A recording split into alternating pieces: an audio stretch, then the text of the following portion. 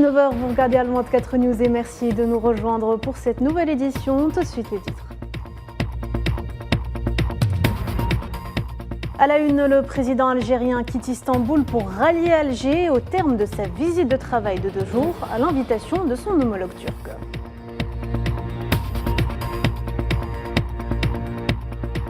Un peu plus tôt dans la journée, le président Tebboune a été reçu par le président Erdogan au palais de Dolmabahçe. Ils ont par ailleurs la suite présidé les entretiens bilatéraux élargis aux membres des délégations des 2 pays.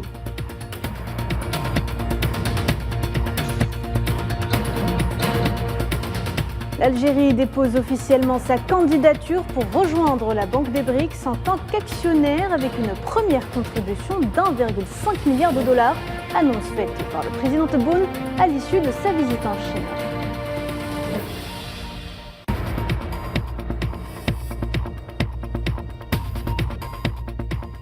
En parlant justement de BRICS, le Front Polisario a participé à la rencontre des organisations et partis politiques amis du groupe et de l'Afrique en préparation du sommet des chefs d'État prévu le mois prochain.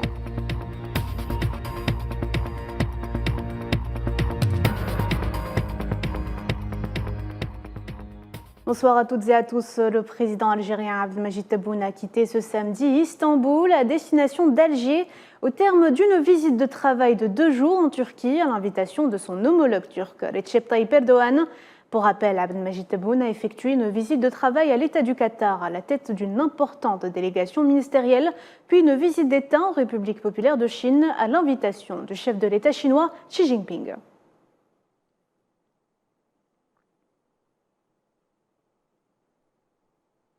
Plus tôt dans la journée, Abdelmadjid Tebboune a été reçu par son homologue Recep Tayyip Erdogan pour un déjeuner au palais de Dolmabahçe à Istanbul. Au terme de ce déjeuner offert en présence des membres de la délégation accompagnant le président de la République, le président turc a salué le président Tebboune à son départ.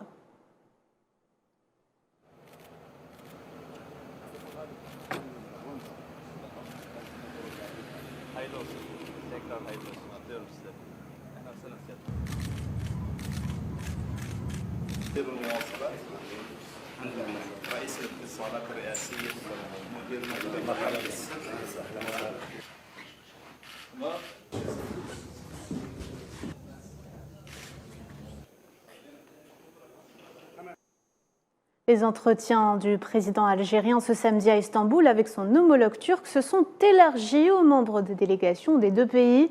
Les membres de l'importante délégation ministérielle conduite par le président Tebboune ont également eu des entretiens bilatéraux avec leurs homologues turcs. Les pourparlers ont touché les domaines du transport, des travaux publics, de l'habitat urbain, ainsi que de l'industrie et de la production pharmaceutique, en plus du secteur de l'énergie et des mines.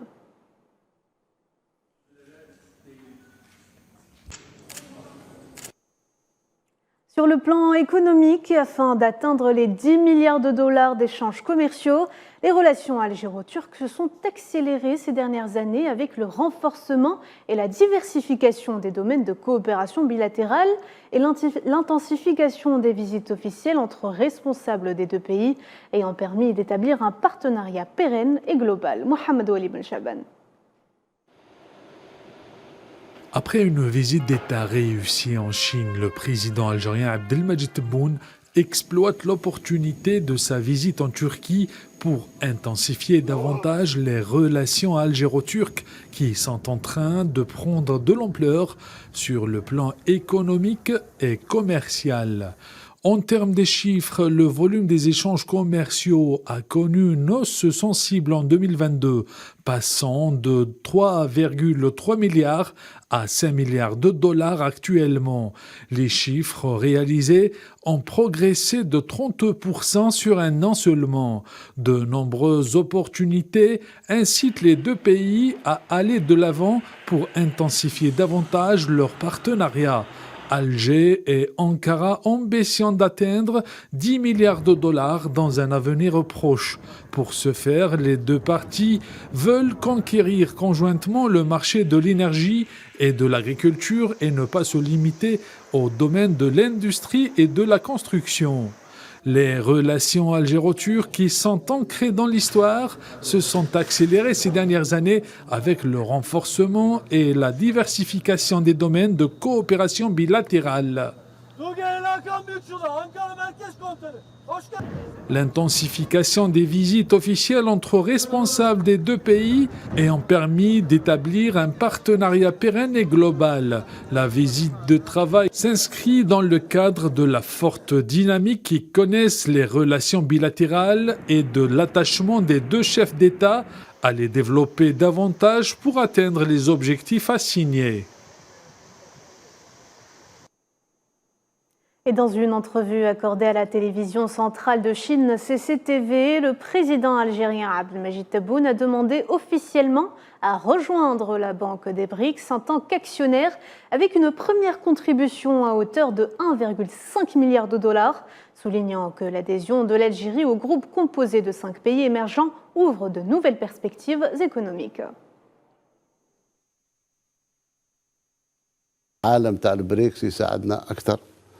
وبهذه المناسبة طالبنا رسميا الانضمام لمنظمة البريكس وانضمامنا رسميا إلى بنك البريكس، وراسلنا السيدة المديرة رئيسة البرازيل السابقة أن نكون أعضاء في مساهمين في بنك البريكس، والمساهمة الأولى نتاعنا ستكون ب1.5 milliard $. À l'invitation de la République sud-africaine, le Front Polisario a participé à la rencontre des organisations et partis politiques amis du groupe BRICS et de l'Afrique en préparation du sommet des chefs d'État prévu le mois prochain. La rencontre qui s'est achevée vendredi soir à Johannesburg a vu la participation de la République arabe sahraoui, représentée par son ministre des Affaires étrangères Mohamed Sidati et son ambassadeur en Afrique du Sud Mohamed Islam Besset. Des représentants du Congrès national africain et le parti au pouvoir dans le pays ont tenu une rencontre avec des diplomates sahraouis, au cours de laquelle ils ont réaffirmé, selon un communiqué du parti, l'importance d'une solidarité à long terme avec le peuple du Sahara occidental, ainsi que leur soutien à l'exercice de leur droit à l'autodétermination. Dans le reste de l'actualité, les Maliens se disent largement favorables au nouveau projet de constitution. Le président de la transition, le colonel Assimi Goïta, l'a officiellement promulgué ce samedi, ce qui permet au pays de passer officiellement à la 4e République. Le référendum constitutionnel organisé le 18 juin dernier a recueilli 96,91% de oui contre un peu plus de 3% de non, pour un taux de participation de 38,23% selon les résultats définitifs proclamés à Bamako par la Cour constitutionnelle. La situation au Soudan ne fait qu'empirer. Au moins 16 civils ont été tués par des roquettes tombées sur leur maison hier au Darfour, dans l'ouest du pays. Et au moins un homme a été la victime d'un tir de sniper. Pour rappel, la guerre qui a éclaté au Soudan depuis maintenant 4 mois a fait plus de 3000 morts et des millions de déplacés. Et justement, des humanitaires des Nations Unies ont exprimé leur profonde inquiétude après plus de 50 attaques contre des travailleurs de Médecins sans frontières et des installations de soins de santé au Soudan en 3 mois. MSF a affirmé qu'une équipe de 16 personnes à Khartoum a été violemment agressée physiquement par un groupe d'hommes armés qui les ont frappés et fouettés. Afrique toujours, les autorités somaliennes ont annoncé avoir éliminé 100 terroristes Shebab dans une opération militaire conjointe avec les forces armées américaines. Des frappes aériennes américaines ont été menées mercredi à la demande du gouvernement somalien en soutien à une opération des troupes somaliennes dans le centre du pays. Les Palestiniens pleurent leurs martyrs. Des centaines de personnes ont participé aux funérailles des 2 adolescents tombés en martyrs hier soir sous les balles des forces de l'occupation sioniste dans la ville de Sébastia, près de Naplouse, en Cisjordanie occupée. Le nombre de Palestiniens tombés en martyrs depuis le début de l'année s'élève aujourd'hui à 198.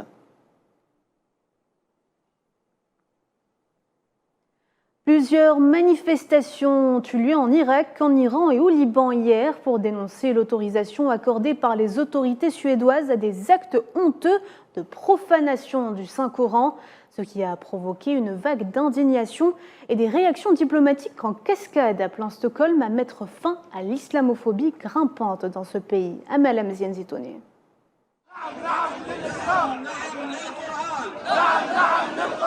Des manifestations dans plusieurs capitales et villes de pays musulmans ont eu lieu hier vendredi, et ce pour dénoncer l'autorisation accordée par les autorités suédoises à des actes honteux de profanation du Saint-Coran.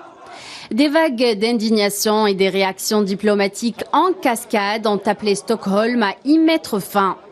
À Bagdad, des centaines de personnes ont manifesté après la prière du vendredi, mais aussi dans la ville de Nasiriyah et à Najaf. Ils sont descendus dans la rue pour dire non à la Suède et dire oui au Coran et oui à l'Irak. Fin juin dernier, la Suède a déjà été le théâtre d'un autodafé devant la plus grande mosquée de Stockholm en pleine célébration de la fête religieuse musulmane de l'Aïd el-Adha. Cette fois-ci, le Saint-Coran a été piétiné et mis en pièces devant l'ambassade d'Irak. Face à cette crise diplomatique contre la Suède et l'Irak, l'ambassadrice suédoise a été expulsée. De son côté, le président de l'autorité irakienne des médias et des télécommunications, Ali El-Moayed, a suspendu la licence d'exploitation de la société suédoise Ericsson sur le territoire irakien. À l'image de Bagdad, des centaines de manifestants brandissent des drapeaux iraniens et des exemplaires du Saint-Coran sont sortis à Téhéran ainsi qu'à Beyrouth.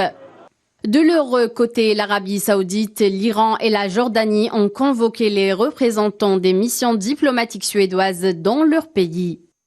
La Turquie a également condamné la profanation ignoble du Saint-Coran, exhortant la Suède à prendre des mesures dissuasives pour éviter tout nouvel acte similaire qui porte atteinte à l'islam et à ses milliers de fidèles.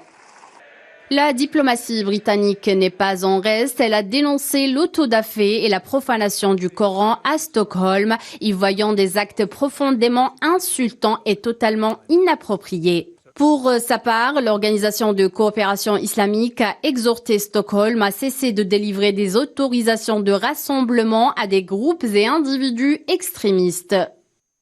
Le secrétaire général des Nations Unies, Antonio Guterres, a quant à lui condamné les violences répétées et les pratiques d'intolérance, de violence et d'islamophobie qui exacerbent les tensions et contribuent à la discrimination et à l'extrémisme. On reste en Europe, J-1 avant les élections générales espagnoles, un scrutin de grande importance qui verra le président sortant Pedro Sánchez se soumettre au test des urnes.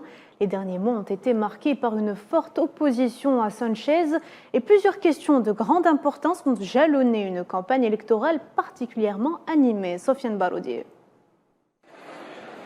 À la veille d'un scrutin aux enjeux cruciaux, tous les yeux sont rivés sur la péninsule ibérique. La fin de la campagne électorale a été marquée par un regain d'activité des différentes formations politiques en lice pour ces élections générales en Espagne. Les derniers mois ont été imprégnés par une montée des expressions d'opposition contre le président sortant Pedro Sánchez et son PSOE, fortement critiqué pour plusieurs orientations controversées et décriées à sa droite comme à sa gauche. Le Parti populaire PP, dirigé par Alberto Núñez Feijóo, prétendant à la Moncloa, a tissé un pacte électoral avec Vox, une formation d'extrême droite. Ils aspirent à gagner ces élections en bénéficiant de la perte de vitesse du gouvernement sortant. Yolanda Díaz, vice-présidente, ministre du Travail sortante et dirigeante de Sumar, conduit pour sa part une candidature de Front progressiste à la gauche du PSOE. Elle a mené campagne pour faire barrage au retour du conservatisme au pouvoir, mais surtout avec la promesse de faire face à la crise économique et sociale que vit l'Espagne. À ce propos, le dossier économique a eu la part belle dans cette joute électorale, aux côtés d'autres dossiers de grande importance, à l'instar de la crise politique qui frappe le pays depuis quelques années. Cette dernière est incarnée par la question catalane et les complications inhérentes aux régions autonomes. Les questions internationales ont été également au centre des débats. Sánchez, qui a renoncé à la responsabilité historique de Madrid concernant la décolonisation du Sahara occidental, a subi les foudres de l'opposition concernant ce revirement diplomatique sans précédent et pourrait payer le prix politique de son rapprochement avec le régime d'occupation marocain qui a soulevé une masse de questionnements agrémentée d'une ribambelle de scandales, du massacre de Nador à l'affaire Pegasus, en passant par le Morocco Gate. Si la droite exige le retour à une politique internationale plus équilibrée et reproche à Sanchez une erreur stratégique aux conséquences économiques désastreuses pour les entreprises espagnoles, à la gauche de Sanchez, les organisations politiques sont mobilisées en soutien à l'aspiration légitime du peuple sahraoui en lutte pour disposer de lui-même. Un engagement présent au centre des programmes électoraux du pôle progressiste. La présidence espagnole de l'Union européenne, commencée au début de ce mois, dans une conjoncture de conflits de haute intensité sur le vieux continent, a été donc inaugurée par plusieurs dossiers brûlants. Ce scrutin électoral sera, selon certains observateurs, capital, non seulement pour l'avenir politique de Pedro Sánchez et de son parti, mais également pour l'avenir de la région, marchant sur des charbons ardents. La circulation routière sur le pont reliant la Russie à la péninsule de Crimée a été rétablie cet après-midi après avoir été temporairement bloquée ce samedi, selon les autorités sur une chaîne Telegram officielle. Les raisons de cet arrêt de la circulation n'ont pas été précisées. Pour rappel, le pont de Crimée a été endommagé lundi passé par des explosions qui ont fait 2 morts. Un journaliste russe de l'agence de presse RIA Novosti a été tué ce samedi dans un bombardement ukrainien dans la région de Zaporizhia, dans le sud de l'Ukraine. Selon un communiqué de l'armée russe, l'attaque a fait 3 autres blessés parmi les journalistes. Ces derniers sont dans un état de santé stable. Le mercure continue de s'affoler dans plusieurs contrées de la Terre. Une vague de chaleur inédite continue de sévir, notamment en Europe. Les températures sont extrêmes en Grèce, atteignant les 45 degrés Celsius. La canicule a contraint les autorités à prendre des mesures exceptionnelles pour les touristes sur les sites archéologiques qui doivent fermer leurs portes aux heures les plus chaudes.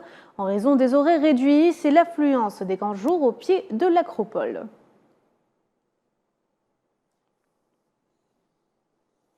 Les autorités météorologiques chinoises ont renouvelé ce samedi une alerte bleue aux tempêtes de pluie qui devrait frapper certaines parties, notamment de la Mongolie intérieure, du Liaoning, du Jilin et du Hunan. Certaines zones dans ces régions connaîtront de fortes précipitations de 30 à plus de 70 mm par heure.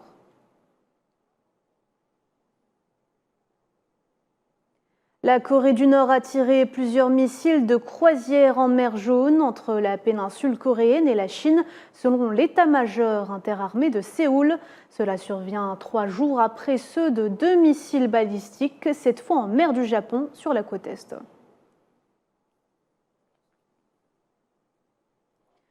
Le président brésilien Lula da Silva a signé un décret pour restreindre l'accès aux armes à feu pour les civils qui avait été facilité par son prédécesseur d'extrême droite, Jair Bolsonaro. Cela s'est fait lors de la présentation à Brasilia d'une série de mesures visant à diminuer la violence dans le pays. Et puis les Cambodgiens sont appelés demain à renouveler l'Assemblée nationale. Dans ce scrutin, le Parti du peuple cambodgien au pouvoir, qui occupe les 125 sièges de la Chambre sortante, devrait obtenir une large majorité. Pour football, le club français du Paris Saint-Germain, qui entame sa préparation estivale avec une tournée au Japon, a pris une décision radicale concernant son joueur vedette. Kylian Mbappé ne fera pas partie du groupe qui participera aux matchs amicaux prévus en Asie, signe que le conflit avec sa direction a franchi un nouveau cap.